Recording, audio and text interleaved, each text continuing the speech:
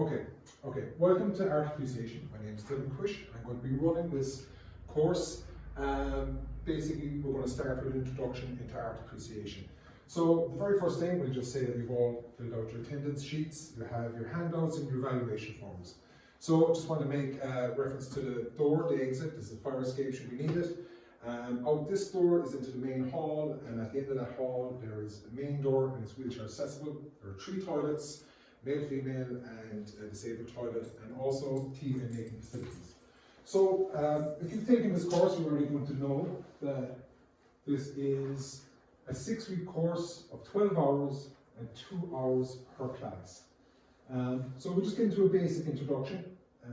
So in an introduction, of course it's art appreciation. You may have expected that I would have put a big piece of art up here to kind of get a wow factor, but there are terms that we need to know, and there's one very important term at the end of this. So we're going to gloss over quickly here just on what appreciation refers to. It refers to having a knowledge of art. It refers to understanding the qualities that art has. And it also has the exploration of the visual forms. So this is the most important one really, and it's going to hear an awful lot about this as the course goes on. An introduction to the basic principles of visual literacy. So if you were to understand, we say visual and literacy, it's almost a mouthful and it's hard to understand at times. Not even that it's hard to understand, but how do we actually define it? So there's a key way of defining visual literacy is a saying that we all know and we're all very aware of. A picture paints 1,000 words. And that's very key to understanding and appreciating art. So if we just move on through our slides here, we look at our first handout. So at the end of this course, or end of this class, you'll have time to fill these out. And I just want you to take note of some of these questions, right? I'm not going to go through them. But just say if we took the first question and say, why take this course?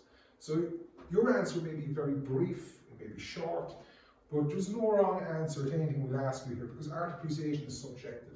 It's to what your opinion, but how we grow that opinion, and how we evaluate, and we're giving you the tools as we move forward. So your answer to the very first question may be very different in 3 weeks' time, and hopefully very different again in 6 weeks' time.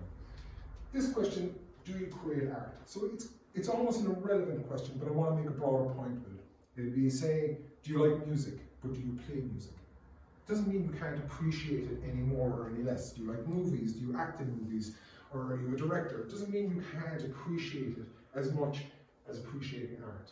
So there's no, if the person next to you says, yes, I love to paint, and I love to draw, and the other person doesn't, it doesn't mean that we're not going to be able to give you the tools as this course goes on.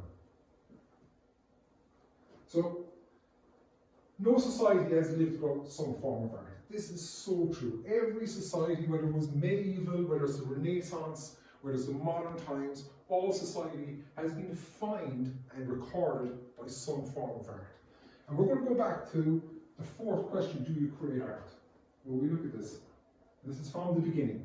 Every one of us, a child, we painted, we doodled, we drew, we did everything to create and recreate the world around us. And that is our visual literacy. Before we became literate, we had visual literacy. And it's very important to remember that, because that is our instinct, is to actually create the world around us. Picasso had a very famous saying, every child is an artist. The problem is staying an artist when you grow up. And that's so true. And I think to get to the very beginning of how we're going to appreciate art, we got to understand where it's coming from within ourselves. So this handout, the visual language of art. So what I want you to do is just write down as many artists as you like, but this handout I want you to take home. And I want you to do a bit of research. And I want you to look into different eras, different times, and different styles. And what we're going to do is, maybe halfway through the course, or even further on, I may ask Jack to say, well, what one of your artists, one of your favourite artists? I may ask Enda, and then I may say, well, you know, they might be polar, they might be very different, they might be different styles and from different eras.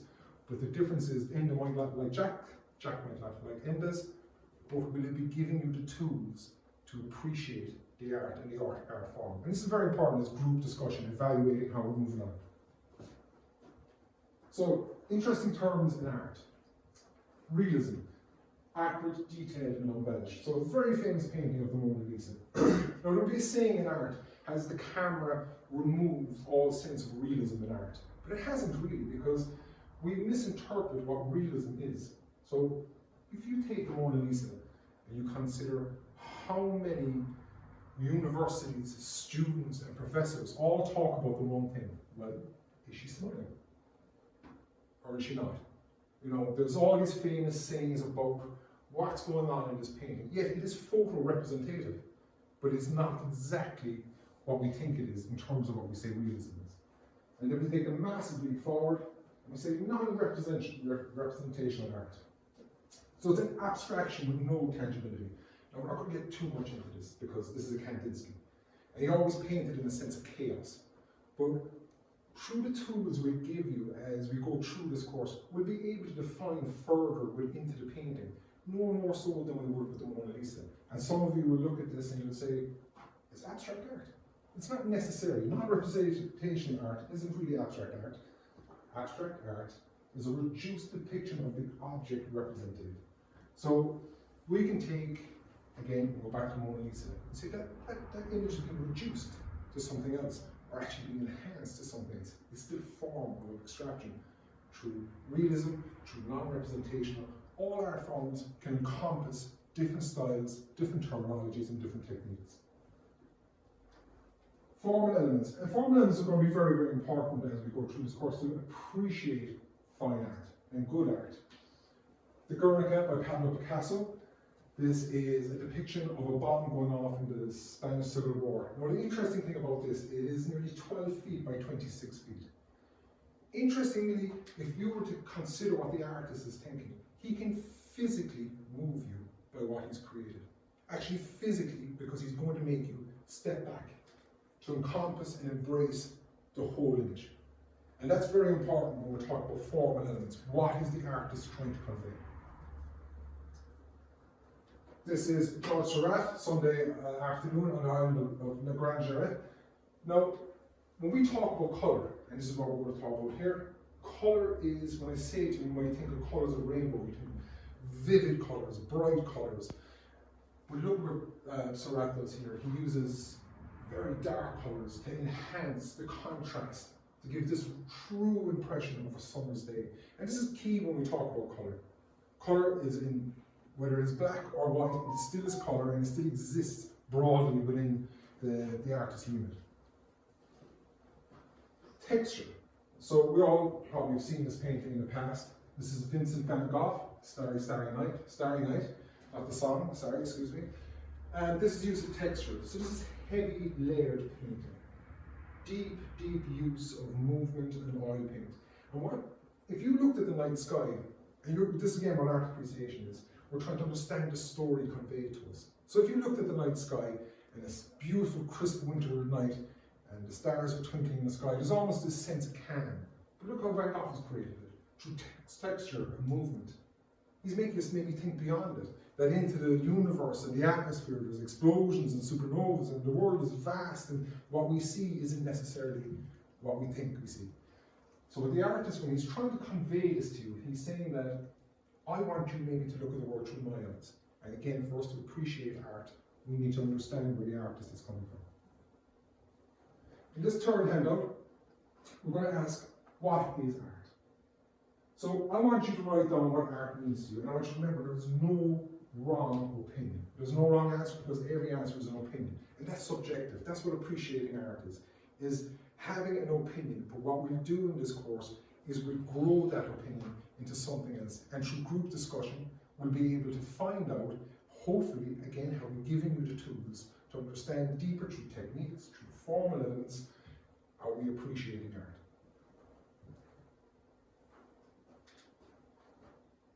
So a couple of common sayings we'll be using in this course, and it's just nice to touch on them. BC, before Christ, before the Common Era. So you think of pyramids of Greece and the Roman Empire. Now, it's just easier to remember it as BCE, before the Common Era, because we don't really use the Latin term that much anymore, AD, Adonai, the year of our Lord. We actually say CE, the Common Era, which is the modern times. So it's just nice to take note of that, because we make a lot of reference through the ancient art and into the modern art. So here in section 2, how art has been used to document our lives. So art captures a moment in time. It captures historical events, social ideas, but importantly, it's really about social commentary with a lot of artists.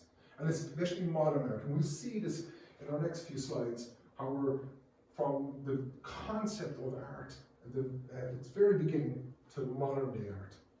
It is a social commentary on what the artist is trying to convey to us. And once we start to figure out what the artist is trying to convey, we can appreciate further the art piece itself. Art imitates life. So we think of the earliest forms of art here. Okay, so if we look at this, Jack, I might ask you a question here, right? So you see these two pictures here, and you see this one. If I asked you, what would be the one image that would stand out in this picture? The giraffe. Exactly, the giraffe. So why is that? And we have to kind of ask these questions to appreciate the earliest forms of art. This is a gecko. Now there are thousands of these images, but the reason why the animal was so important, because that was what was important to their lives. Without the animal, there was no sustaining life. There was no way of living through the clothing, through feeding themselves, absolutely everything. And the evolution of man came through basically hunting. And a lot of vegans might like to hear this, but it is true. And then what we look at is how they drew themselves. Man was pretty much unremarkable. He was flat, he wasn't in proportion. They didn't see themselves as the most important thing in the world. They saw the animal. Hieroglyphics, we'll just touch on it. The interesting thing about hieroglyphics is it's written in symbols, it's literal, and it's using literacy, but it changed with the art form. Literacy didn't change the art form. The art form changed the hieroglyphics.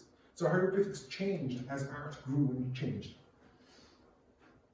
And Roman art, this is a massive leap forward. They got away from the sense of deity. Roman art particularly wanted to document the everyday life. They wanted to show how they lived. And that's how art changed. It became more about man, as we looked at the very early clip, where it was more about the animal. They became more self-aware.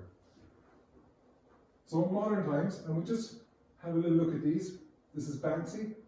It's quite an interesting, and a bit of a polarizing artist. This is Pony Wave, another street artist, and right up there with modern times, it made last year, or during COVID, excuse me. And then street art, a political statement too. So if we take those three slides we just saw, we can easily say that these are the modern forms of cavemen, and they are talking about their social commentary. They're putting out into the world how they see the world and how it is real to them. So you take Banksy, he's satirical. Take Pony Wave, in particular, that picture of two people kissing with a face mask. That is reflective of the time they were living in. That meant the starvation of human contact during a time of COVID. This is social commentary. Now, I just want to make reference to this one. This is George Floyd. Mary, might ask you, so where do you think this was painted, our country? America? It's actually painted in Germany 2 weeks after his death.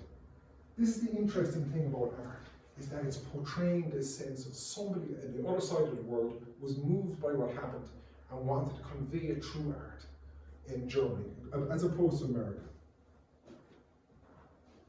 So the evolution of art has shaped the modern world. This is so true. The evolution of any art shapes the modern world.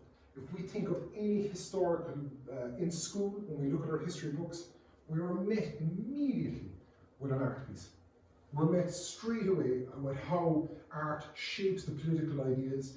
If we think television does it now today, movies do today, but art still does it. And this art form makes us think that the modern world is shaping in a certain direction. And all you look at Dadaism, you look at the Impressionists, Surrealism, they all have political ideas, but very much so as social commentary. Now, art is engaged with society and inspired by reality. Again, no society, remember the first clips, no society has been without some form of art. Art is engaged with society. So what's happening within society is inspired by the reality in which they live in. And that is, for us to understand and appreciate art, we have to fully appreciate what the artist is trying to say. And again, the beauty of looking into artworks and art pieces is there's such a long story to be told. Again, a picture paints 1,000 words. The evolution of art shapes our modern world. Well, it pretty much goes hand in hand with what I just said. Every piece of important art that we have seen, whether it be religious, whether it be political, it helps shape our modern world, because once we have seen it, we tend to never ever forget it. Okay, that's it. Thanks very much. And any questions, just ask. Shane. Very good. Bang on. I will. No, bang on 15 minutes. That's a lovely presentation, actually. Did you like that, eh? Very well done. Oh, thank you, Jack. Yeah, very well done. I heard a lot about them, but Yeah.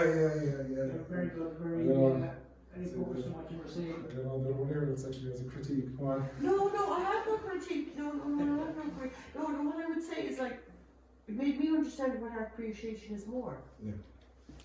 Do you know what I mean? No, very